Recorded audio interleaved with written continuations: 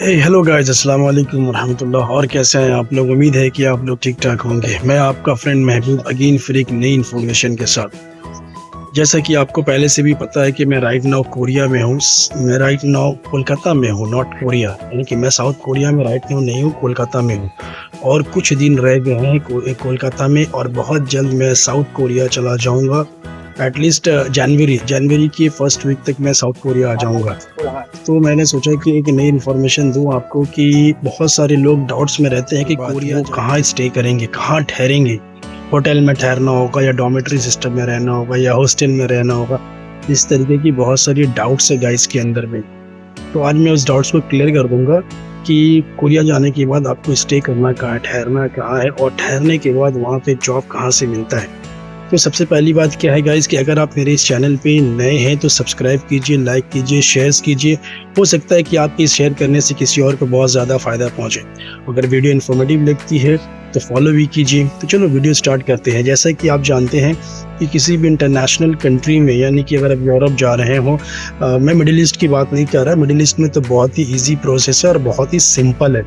आप work permit में जाते हैं और वहाँ पे जाने के बाद कंपनी आपको रहने सहने की हर एक चीज़ की जगह दे देती है और आप इजीली सेटल हो जाते हैं। बट अगर आप यूरोप जाते हैं, कोरिया जाते हैं और जापान जाते हैं तो ऐसा बिल्कुल नहीं है गाइस। वहाँ पे वेरी डिफरेंट, बहुत ही अलग है और थोड़ा डिफरेंट है, क्योंकि आप वहाँ पे वर्क परमिट में नहीं जाते। आप एक्चुअली वहाँ पे टूरिस्ट वीज़ा में जाते हैं और टूरिस्ट वीज़ा में जाने के बाद आप अपने वीज़ा को चेंज करवाते हैं। फिर वहाँ की एक कार्ड मिलती है जिसका नाम होता है रेसिडेंट कार्ड। आप यू हैव टू स्टे, आप वहाँ स्टे कर सकते हैं। उसके बाद फिर आपको काम जॉब मिलता है। फिर अब जॉब की प्रोसेस है तो उसकी मैं वीडियो के भी नेक्स्ट वीडियोस में बनाकर आपको इन्फॉर्मेशन दूंगा। बट राइट नाउ जो आज डिस्कस करना है ना अपने को, वो कि कोरिया में रहते कहाँ हैं लोग, घर कैसे मिलता है, या हॉस्टल में रहते हैं या होटल में रहते हैं। तो सबसे पहली बात क्या है कि मैं आपका डाउट्स क्लियर कर दूँ कि कोरिया में स्टे करना रहना बहुत ही ईजी है। किसी तरह कोई दिक्कत नहीं है, कोई हेजल नहीं, कोई परेशानी नहीं है। जैसे वहाँ पे सिस्टम क्या है ना कि अगर आप किसी कंपनी में काम करते हैं और वहाँ पे एग्रीमेंट कर लेते हैं और रेगुलर काम करते हैं, अगर आपको वहाँ का काम बहुत ज़्यादा पसंद है तो वो कंपनी आपको रहने का घर भी देता है। वो कंपनी आपको रहने का घर भी देता है और उसमें किचन भी होती है और वॉशरूम भी होता है। बस अपने रूम से निकलो, आप फैक्ट्री में काम करो, फिर फैक्ट्री से आप घर पे आ जाओ। वॉकिंग डिस्टेंस भी नहीं होता, सब कुछ बाजू में ही रहता है। मतलब यहाँ से निकलो वहाँ ढुको, वहाँ से निकलो यहाँ ढुको, इस तरीके का। बट और उसकी 90% कंपनी जो है चार्जेस काटती है। यानी अगर आप वहाँ पे इस कंपनी में स्टे करते हैं तो 1 लाख वॉन, यानी कि इंडियन मनी 6,000 के आसपास, वो आपका सैलरी से डिडक्ट कर लेगा। एक ये प्रोसेस है जो बहुत ही ईजी, बहुत सिंपल है। कोई भी बंदा अगर नया जाता है, काम मिल जाता है। काम कैसे मिलता है इसकी वीडियोस में आपको कल बनाकर बताऊंगा कि वहाँ पे काम मिलने का सबसे ईजी तरीका क्या है, सबसे ईजी प्रोसेस क्या है जो आपको वहाँ पे काम बहुत ईजिली मिल जाता है। ये मैं कल बताऊंगा इंशाल्लाह आपको। चलो आपको इतना आप समझ लो इस वीडियोस में कि आपको काम मिल गया, काम ले लिए, अब आपको रहने की दिक्कत हो रही है। तो फैक्ट्री में अगर जब बात करेंगे ना तो आपको रहने की जगह देता है, आप वहाँ पे रह सकते हैं। वो महीने का 1 लाख वॉन, यानी कि इंडियन मनी 6,000 वो डिडक्ट कर लेगा। और आपको दोपहर में खाने का पैसा, खाना वो आपको दोपहर में लंच देगा। अगर आपको सर खाना नहीं पसंद है तो आप खुद का बना सकते हैं। वो खाने का पैसा आपको कंपनी प्रोवाइड करेगी। सेम इसी तरीके से रात का अगर आपका ओवर टाइम होता है वहाँ पे बहुत ज़्यादा और रेगुलर ओवर टाइम होती है, वो ओवर टाइम का जो पैसा है ना वो कंपनी आपको देगी। अगर आप रात का डिनर नहीं करते हैं तो, और अगर आप करते हैं तो वो पैसा प्रोवाइड नहीं करेगी। ये होता है एक तरीका। दूसरी सबसे इम्पोर्टेंट चीज़ क्या है कि आप मान लो किसी कंपनी में काम तो कर रहे बट आपको वहाँ रहना नहीं है, वहाँ से आपको आ जाना, क्योंकि आप रहना नहीं चाहते, कहीं ना कहीं आपको थोड़ी दिक्कत दिखता है कि मुझे कंपनी के अंदर नहीं रहना है। तो उसका भी सोल्यूशन है अपने पास, कोई टेंशन नहीं लेने का। उसका सोल्यूशंस क्या है कि वहाँ पे साउथ कोरिया में एजेंसीज होती हैं, हाउसिंग एजेंसीज, जैसा अपना इंडिया में भी होता है, कोलकाता में भी होता है। जैसे आप कोई भी प्रॉपर्टी किसी से लेते हैं तो एजेंसी होता है, वहाँ जाकर आप बात करते हैं भाई यहाँ पे ये रेंट पे चाहिए या ये फ्लैट मुझे खरीदना है। इस तरीके से होता है ना हर जगह। ठीक इसी तरीके से साउथ कोरिया में एजेंसीज होती है, जो हाउसिंग एजेंसीज। वहाँ जाकर बात करना होता है कि मुझे रेंट पे घर चाहिए, मंथली पेमेंट दूंगा। अब वहाँ पे क्या है ना कि अगर रूम बड़ा है तो आप 2 बंदा, 3 बंदा, 4 बंदा एक साथ भी रह सकते हैं। अगर रूम काफ़ी बड़ा है तो 4 बंदा। और अगर मान लो कि 300 स्क्वायर फीट है, 400 स्क्वायर फीट है, तो वो 2 बंदे को प्रोवाइड करते, 2 बंदे को देते हैं। और 3 भी अगर ऐड कर ले तो कोई दिक्कत नहीं है।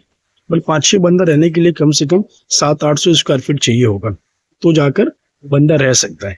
तो हम लोग बात करेंगे कि अगर चलो दो बंदा अगर एक साथ रहता है तो उसकी रेंट क्या होती है कोरिया में। उसकी रेंट जो है ना, उसके सबसे पहले उसका डिपॉजिट होता है। वो डिपॉजिट जब मैं गया था ना कोरिया 2022 में, तो मेरे रूम के डिपॉजिट थी 10 लाख वॉन। 10 लाख वॉन यानी कि इंडियन मनी हो जाता है 70,000 के आसपास। ये डिपॉजिट होता है। और उसके बाद में जो मंथली है, यानी कि मंथली जो मुझे देना होता है उसको 3 लाख वॉन, यानी कि 3 लाख वॉन 18,000 के आसपास। 18,000 रुपये जो है इंडियन मनी वो रेंट होता है कोरिया का। अगर दो बंदा आप साथ में रहते हैं तो 9-9 हज़ार करके पड़ेगा। एक बंदा 9,000 देगा, एक आप 9,000 देंगे, 18,000 बराबर हो गया। अब तीसरा खर्च क्या है, ग्रोसरीज का। कि आप जो रहेंगे ना तो आप खाना बनाएंगे, खुद का खाना बनाएंगे, तो उसका भी कोई टेंशन नहीं है। जब वो आपको रूम देगा ना कोरियन, तो उस रूम के अंदर आपका फ्रिज भी होगी, अलमीरा भी होगा, एक बेड भी देते हैं वो, एसी लगा होगा, और उसी के साथ ही साथ गैस भी लगा होगा। गैस कनेक्टेड होती है, क्योंकि वहाँ पे गैस जो है ना, अपना कोलकाता या इंडिया की तरह नहीं होता कि वो सिलेंडर वाले आ रहे, गैस चेंज हो रही है, हर एक महीने पे सिलेंडर चेंज हो रहा है, वैसा कुछ नहीं है। वहाँ पे गैस जो है ना, गैस की पाइपलाइन है, सेटिंग है। जितनी आप गैस यूज करेंगे उतना ही ज्यादा बिल आएगा, उतना ही बिल आपको हर महीने का पे करना होगा। ये सिस्टम है कोरिया का। तो अब ग्रोसरीज आप ले रहे हैं तो ग्रोसरीज में भी टेंशन नहीं है। वहाँ पे स्टोर्स है, बांग्लादेशी स्टोर्स है, पाकिस्तानी स्टोर्स है, मैक्सिमम इन्हीं लोगों का स्टोर्स है। आप वहाँ से अपना राशन पानी लेंगे, ग्रोसरीज, चावल लेंगे, दाल लेंगे, मसाला वगैरह लेंगे, हर एक चीज़ लेंगे। उसकी पेमेंट जो होगी मंथली पेमेंट होगी, वो आपको उधारी पे दे देगा, कोई दिक्कत नहीं है। क्रेडिट के बिलिंग सिस्टम होती है, वो बिल वाइज में आपको ऐड करके जब जो सामान लेना डायरी में एंट्री कराना होता है, वो डायरी में एंट्री करा रहे आप करें। मंथ में वन टाइम एक बार कैलकुलेशन होगी, हिसाब होगी, जो भी हिसाब होगा उसको पेमेंट करना होता है, मंथ में पेमेंट करना होता है। तो मंथ में आपका एक रेंट देना होता है घर का, जो मेरा रूम 18,000 के आसपास होगी इंडियन मनी। फिर खाने का, अब जितना खाएंगे, जितनी सामान आप यूज करेंगे, उतना ही ज्यादा बिल देना होगा आपको। तो रफली में एक समझ लो ना, अगर दो बंदा एक साथ है तो 6 लाख की 4 से 5 लाख का बिल आ जाता है, यानी कि इंडियन मनी 30,000 के आसपास बैठ जाता है। तो यही है साउथ कोरिया में घर मिलने का तरीका और एक्सपेंसेस। और बहुत सारे लोग ऐसे भी है जो अकेला रहना चाहते हैं, वो अकेला रहते हैं, किसी तरह कोई टेंशन या हासिल नहीं चाहिए उसको, तो वो अकेला भी रहते हैं। तो अकेला रहने में भी कोई दिक्कत नहीं, कोई परेशानी नहीं। रहने वाले किसी तरीके से भी रह रहे भाई, कोई दिक्कत नहीं। जैसे मैं आपको बता दूं कि मैं अभी कोरिया में अकेला ही रहता हूँ। पहले मैं दो बंदा एक साथ में था, फिर बाद में मैं अकेला रहने लगा, क्योंकि मुझे अकेला ज्यादा कंफर्ट महसूस होने लगी, तो मैं अकेला ही रहता हूँ अभी। तो मेरी एक्सपेंस वही है, 18,000 घर भाड़ा, 3 लाख रुपए खाने का, तो आपका 3 लाख, यानी कि उधर पे हो गया 18-36,000। फिर बसेस वगैरह का एक्सपेंस लेके मेरा हर महीने का इंडियन मनी 50,000 एक्सपेंस बैठ जाता है साउथ कोरिया में। बट अल्हम्दुलिल्लाह कमाई भी वैसी है, तो कोई दिक्कत नहीं होती, कुछ समझ में नहीं आता है। तो यही तरीका है कोरिया में घर मिलने के, एजेंसी के थ्रू घर इजिली मिल जाती है। और अगर आप फैक्ट्री में रहना चाहते हैं तो आप फैक्ट्री में भी रह सकते हैं, कोई दिक्कत नहीं है।